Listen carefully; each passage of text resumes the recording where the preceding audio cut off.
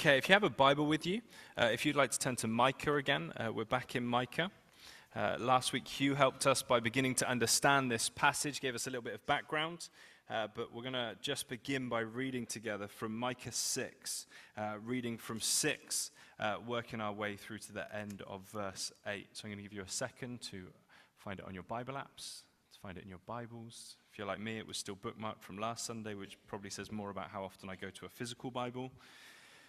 But we read these amazing words in Micah 6. With what shall I come before the Lord and bow down before the exalted God? Shall I come before him with burnt offerings, with calves a year old? Will the Lord be pleased with thousands of rams, with 10,000 rivers of oil? Shall I offer my firstborn for my transgressions, the fruit of my body for the sins of my soul? He has showed you, O man, what is good. And what does the Lord require of you? To act justly, to love mercy, and to walk humbly with your God. I find it fascinating, and Hugh began to unpack it a little bit for us last week, that Micah has this three-pronged attack. Clearly there is something in it, because this is the point at which God says, this is what I require of you, and we get this three-pronged attack, 3 points to draw from. Last week we had that call to act justly, as Hugh put it, to do justice, to be people who would stand in the gap, who would be representatives in situations of injustice. And now this week we move on to this call to love mercy. So I want us to have a look at what it means to love in this context. Why has Micah chosen love mercy as one of these 3 things, or more appropriately, why has God given Micah love mercy as one of these 3 things? And how do we understand mercy in this situation? I'm going to quote Shakespeare. This may be the first time I've ever done this in church, maybe the first time I've ever quoted Shakespeare. But Shakespeare spoke of mercy like this: the quality of mercy is not strained. It droppeth as a gentle rain from heaven upon the place beneath. It is twice blessed. It blessed him that gives and him that takes. The quality of mercy is not strained. It droppeth as a gentle rain from heaven upon the place beneath. It is twice blessed. It blessed him that gives and him that takes. So I want us to maybe just begin to understand, what is this mercy that isn't strained, that comes from this heavenly place and blesses both the one who gives mercy and the one who receives mercy? And is it something we are just simply called to love the idea of? Or is there more to what Micah's passing on from God to us here? So we're going to begin with that word love. We're going to take literally these 2 words and just take them apart. So what is this love that we read of here? Well, too far. There we are. The word here is the Hebrew word hesed. The Hebrew word hesed. And hesed means loyal love or loving kindness. There's a bit more to it than just love as maybe we would first of all hear. So it's more than a Valentine's card. It's more than just falling in love. So we need to take apart some of our understanding of the word love as we read it in this context and understand it in, dare I say, a slightly bigger way than maybe we've held it. In fact, Hesed love comes up a few times in the Bible. We read it in the book of Hosea, where God calls Hosea to continue to love Gomer despite her actions. Same word as Micah uses. God, through this story of Hosea, shows that Hesed love is what he has for his people, for us. Despite their unfaithfulness like Gomer, he loves them because he is committed to them. There is a Hesed love. It's the same way that God calls Hosea to be committed to Gomer, even when she isn't faithful to him. We see suddenly love is deeper than this sense of maybe how we've seen it as a gesture. It's beginning to mean more, to demand more. I love it. It's not in my notes, but just as I was reading that little account, it's one of the things I always grew up on in church, and I want to say it here. God does not ask stuff of us that he himself is not willing to do. The story of Hosea and Gomer is the story of God's love for people, expressed through people. God's not asking of something he's not willing to do, a faithfulness, a love that goes beyond what is maybe seen as deserved. If it's more than a gesture, then we have to begin to understand Micah's talking about a love that is loyal, that is kind. It's bigger than romance. It's beginning to suggest that there is a mindset and a heart state that we need to take hold of to be able to truly grasp what it is to love mercy in the way that Micah is talking about. Again, we see Hesed used in another book, this time in the book of Ruth. And it helps us again just to begin to grasp what God is saying through the words of Micah in this passage. And now, Hesed in the book of Ruth is translated differently again. This time we see it translated as kindness. Same root words, but this time as kindness. Ruth 1:8. But Naomi said to her 2 daughters-in-law, "Go, return each of you to your mother's house. May the Lord deal kindly with you, as you have dealt with the dead and with me." We see again in Ruth 2:20. Naomi said to her daughters-in-law, "May he be blessed by the Lord, whose kindness has not forsaken the living or the dead." Naomi also said to her, "The man is a close relative of ours, one of our redeemers." And finally, just to pick up, it's mentioned more times, but this morning, finally to mention in Ruth 3:10, and he said, "May you be blessed by the Lord, my daughter. You have made this last kindness greater than the first, in that you have not gone after younger men, whether poor or rich." Time and time again in the book of Ruth, we see this word kindness, this hesed love, this commitment to go beyond maybe what the world would expect. A story where the natural path would be to pursue the best possible option. And yet we see in this amazing story a pursuit of what God is calling us to. Hesed love is deep, a commitment. Goes beyond a simple kindness as we maybe consider it. To help us understand, you may show kindness to someone in the street as you pass by. You may show that kindness, but you wouldn't expect to show hesed to a stranger, surely. It has to be relationship, surely. Because hesed, as seen in Hosea, in Ruth, and in Micah, resembles something closer to what we would understand and the Old Testament writers would have understood as a covenant, a commitment between people. An ongoing commitment, not easily broken, not to be walked away from, not made on a whim. So God, through Micah, is telling us that we need to commit, a deep, ongoing commitment to the world through mercy.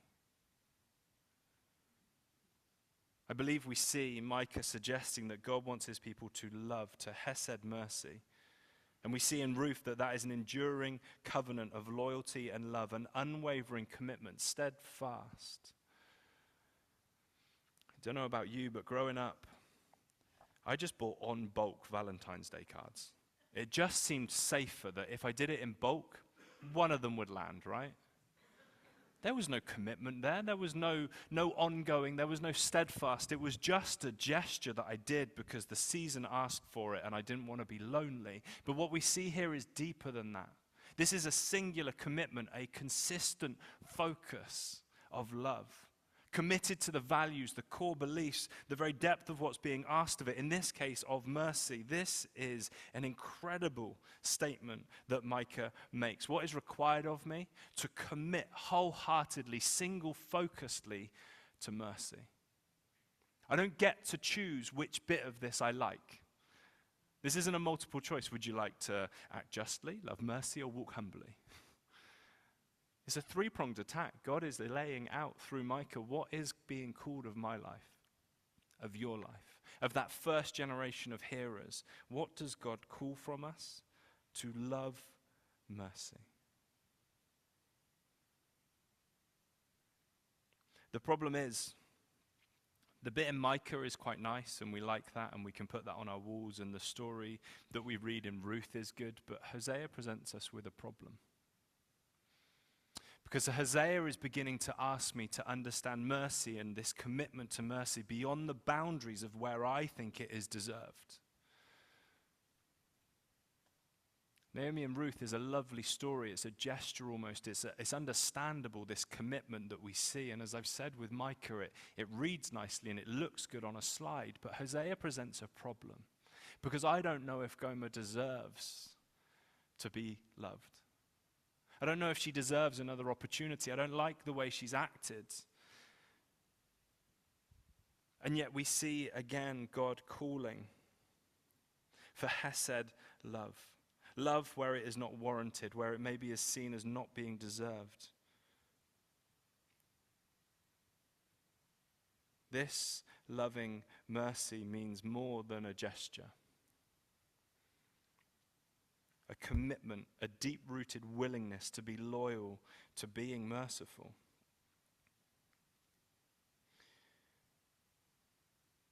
I'm going to be completely honest with you. When I thought that taking this passage apart would be fun, I didn't realize the pure depth that 6 words could hold. And just how much God is saying through the words that he gave to Micah, to the people that would hear it, and to us sat here this morning. So now we know a little bit about what love means, the commitment that this is asking us to give. How do we look at mercy in this context? How do we understand it through the words of the prophet Micah? After doing some reading about mercy, I came to this amazing statement about this idea that it's both an inward state and an outward action. It is evident that mercy combines a strong emotional element, usually identified as pity, compassion, or love, with some practical demonstration of kindness in response to the condition or needs of the object of mercy. I'm going to read that again. It is evident that mercy combines a strong emotional element, usually identified as pity, compassion, or love, with some practical demonstration of kindness in response to the condition or needs of the object of mercy. We need to be stirred on the inside and on the outside. That's what this is saying to me. We need to be stirred inside. We need to understand the emotional pull that this places on, but we need to act on the outside. The truth is this: many of us are stirred on the inside. We watch adverts, we see things. We're stirred. We well up. We are emotionally engaged. But that does not amount to loving mercy. That is an inward emotion. That is part of what's happening. But the question we're left with, and the awkward question that I believe Micah really is bringing us to in this passage, is this: what do we do about it? What do we do about those emotions, about those feelings, about those times when we are stirred by God? How do we action them in our lives? Again, to help us understand it, I want to lift a story about the Salvation Army. This is how it was written. Mercy is scandalous. We all like to think we are merciful, but we also tend to have a well-developed moral screen to separate the worthy from the unworthy. People threatened to boycott the Salvation Army one year for sending Christmas care packages to people in prison. People threatened to boycott the entire movement of the Salvation Army one year because they dared to send care packages to people they deemed unworthy. How guilty am I? Because that story makes me chuckle, and then I look at my life and go, my gosh, I do that. I look at a situation and decide who deserves and who doesn't deserve. I consider whether the emotions I feel inside warrant me to go out of my way, to sacrifice something of mine to benefit someone else. That line really struck me. We also tend to have a well-developed moral screen to separate the worthy from the unworthy. You see, we can be stirred, but we need to be moved to action. It has to go beyond that internal and has to be outworked in our lives somehow. We need to put down our own worldly drawn-up standards of who deserves mercy and understand that we don't get to call that shot. We need to understand God calls us to this scandalous mercy. A mercy that, when truly embraced, will have an incredible impact on the world. Hesed mercy is to put down our own agenda, our own system of worth, to stop looking at people and judging through our eyes and the world's eyes how much they deserve or what we think they deserve. This takes away our stance on this, and we need to begin to look at it through God's eyes. Instead, committing as a disciple of Christ, following the model of Christ to being people who love mercy. Not the concept of mercy, not the idea of mercy, not the fact that it reads as 3 really nice bullet points on a screen, but actually loving the action of mercy, allowing it to flow freely through the way we live. I believe Micah's words that we read here can be taken as this. We are called to covenant with the world that we will be merciful. I believe that's what Micah is calling us to. If we are called to do justice for the world, then secondly, we are called to a covenant with the world that we will be the merciful people. Can you imagine if the Church of Christ grasped these simple 3 actions? To be those who advocate when there is injustice, and to be those who show mercy irrelevant of whether we deem someone worthy or not. But to be committed to it daily, on my good days when I feel happy and I am willing to drop a coin in someone's hat, or the days when I feel rubbish and actually I don't really feel like anyone else deserves a break. Will I covenant to the world that I will be merciful? Whenever you Google mercy, mercy is a really difficult word to get a hold on, because whenever you Google it, you're drawn into those emotions. Compassion consistently comes up whenever you Google it. It is very much seen as an emotional state. But I want to warn us against being people who are drawn to, full of compassion with no outlet. Do not become a people who are compassionate without an outlet. Compassion in and of itself does not amount to mercy. Mercy needs that inward stirring and that outward doing. We need to understand mercy as a doing word. There is nothing but doing when we embrace mercy, especially through the words of Micah. That wonderful expression, both an inward feeling and an outward doing. But what does that mean for us? Because I don't believe this was a word that Micah had that fell on deaf ears then, or maybe was relevant then and has somehow become less relevant. What does it mean for us? Because the challenges are fairly evident. How many times have you been moved inwardly and managed to do nothing? How many times have you been stirred by a situation and yet somehow managed to choose to do nothing? And please hear that, it is a choice. Maybe even worse than the choice not to. How many times have we managed to find a reason to rationalize mercy? It breaks my heart, there is so much need, but I have my own stuff going on.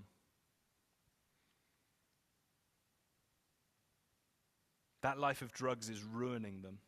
They have so much potential, but it's just too dangerous for me to get involved in that situation. If I'm honest, I'm pretty sure it's their own fault that they've ended up in that state. The truth is this, if I help them, they're just going to end up back there anyway. It genuinely moves me, but I can't help them all. Or maybe this one. The needs are just too great for me.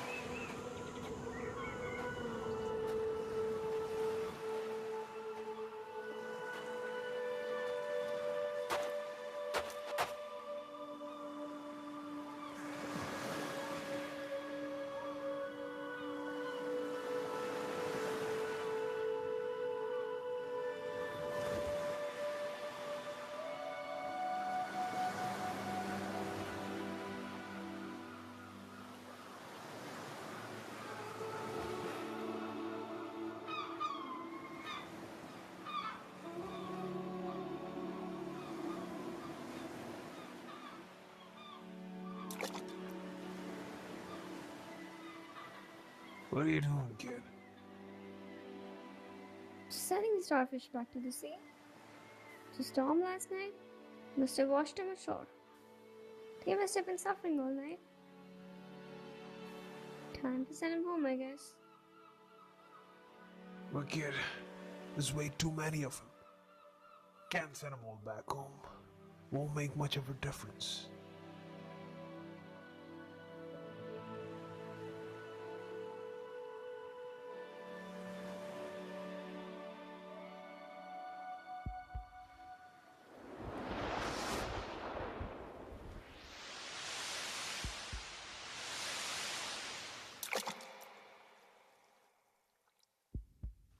It makes a difference to that one.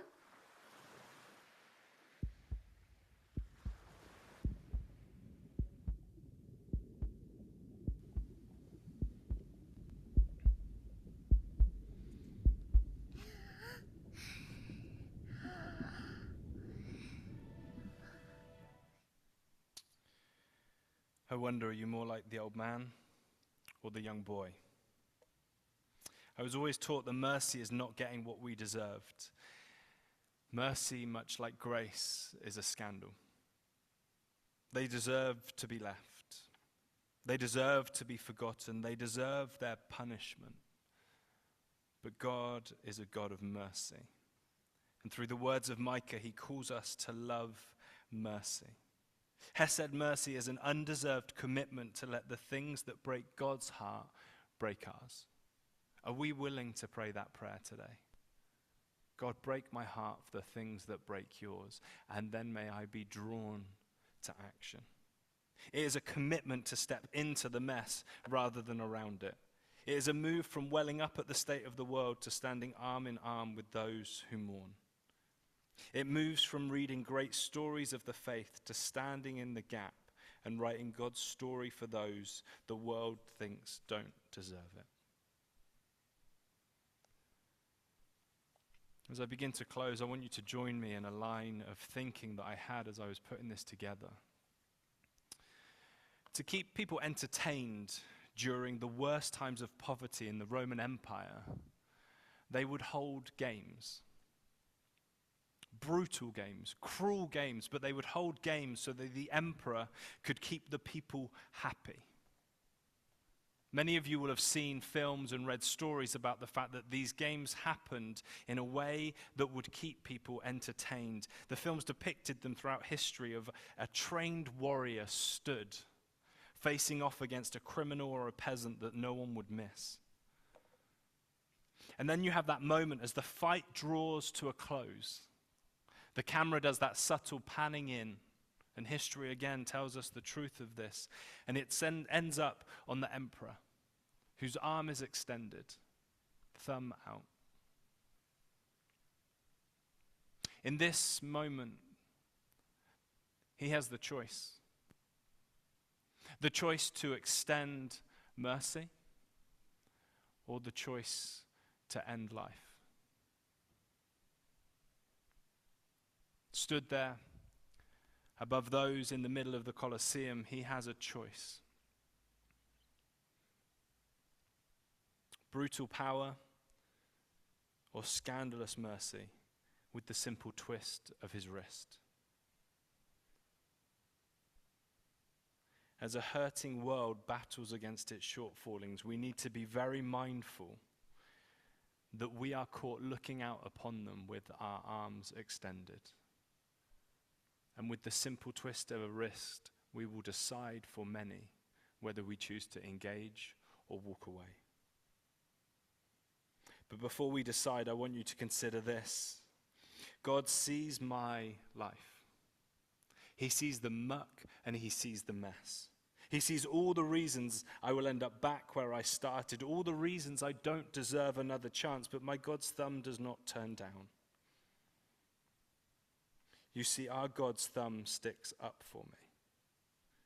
My God looks into the Colosseum of my life and he sees me on my knees, and instead of giving me what I deserve, he gives me the symbol of the cross. He gives me Jesus. He gives me love laid down. said at the beginning, God never asks of us something he himself is not willing to do. The symbol of mercy many of us carry is that of the cross that reminds us we are loved. That God chose to step in rather than around. So when you are quick to decide if someone deserves mercy or not, as your heart is stirred, I pray, would you remember God's mercy in your life? God who sent his son to the cross for me, a sinner, unclean, undeserving, yet forgiven.